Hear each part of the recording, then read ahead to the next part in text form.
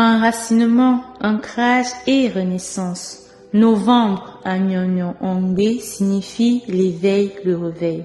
C'est le mois de vivification, d'éveil pour ceux qui l'ont compris et ont œuvré en ce sens.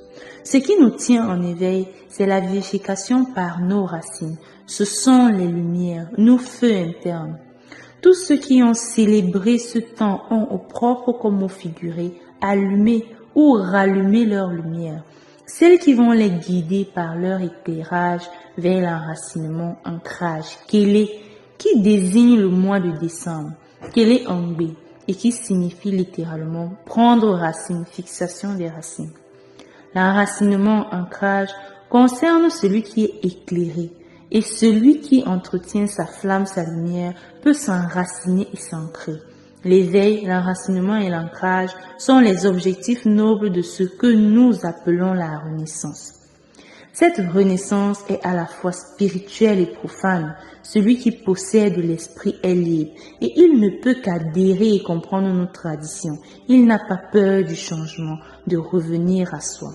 La renaissance n'est pas individuelle, c'est un tout, de l'individu au groupe et du groupe à l'individu. Nous devons la faire, la vivre, et non pas l'attendre d'un sauveur comme les religions nous en ont perturbé l'esprit. Renaître, c'est appliquer l'adage « Quand on ne sait pas où on va, il faut savoir d'où on vient ». C'est s'identifier à ses racines, à ses traditions qui sont des repères en cas d'errance. Et s'identifier, ce sont des petits gestes, symboles qui participent à cet éveil, à l'enracinement et à l'ancrage. Ce ne sont pas des miracles religieux ou magiques. Nous devons appliquer et vivre nos traditions, qui ne sont pas les idées reçues négatives qu'on en a, mais le véritable héritage ancestral.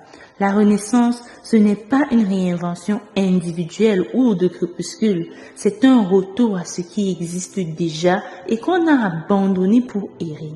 Beaucoup de personnes nient cet héritage et s'opposent aux traditions dont ils ont une idée négative. Mais encore, parce que dans leur ego, ils ne se voient pas devoir apprendre et ont du mal à admettre leur ignorance.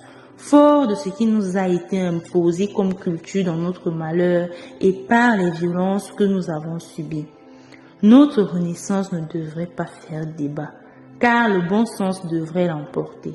Mais nous avons un problème de cohésion interne.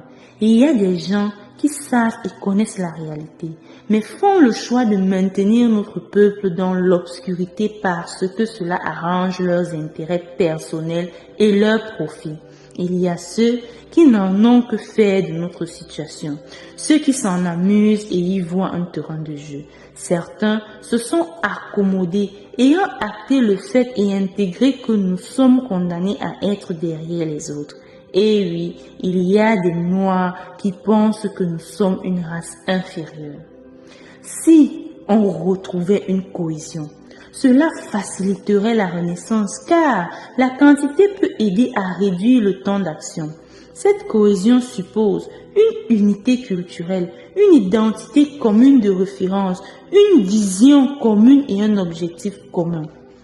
Il suffirait juste que nous nous partageons le plus possible nos traditions et valeurs culturelles et qu'elles deviennent les sources de nos actions et constructions. C'est l'éducation qui est ici en cause. On a été éduqués, on éduque les nouvelles générations avec des idéaux qui nous conditionnent à nous accommoder à notre sort, à accepter la domination subie, d'où les uns et les autres s'inscrivent dans des stratégies individuelles perdantes au lieu de cultiver le principe de stratégie de groupe. Nous sommes agressés en tant que groupe, mais chacun croit pouvoir s'en sortir seul. Or, pour s'en sortir seul, on ne s'en rend pas compte, on s'attaque au sien et non à l'agresseur commun. Il y a ce que j'appelle la masse critique de basculement, c'est-à-dire le nombre de personnes qui atteint peut faire basculer une situation. C'est ce qui justifie ces derniers temps la peur que suscite la progression démographique africaine perçue comme un danger. Mais soyons lucides. Cette démographie galopante ne saurait être une arme, un avantage que si elle est accompagnée éduqués par nos valeurs et orientés à défendre nos intérêts. C'est ce qui rend dangereux certains comportements de division et d'égarement des nôtres.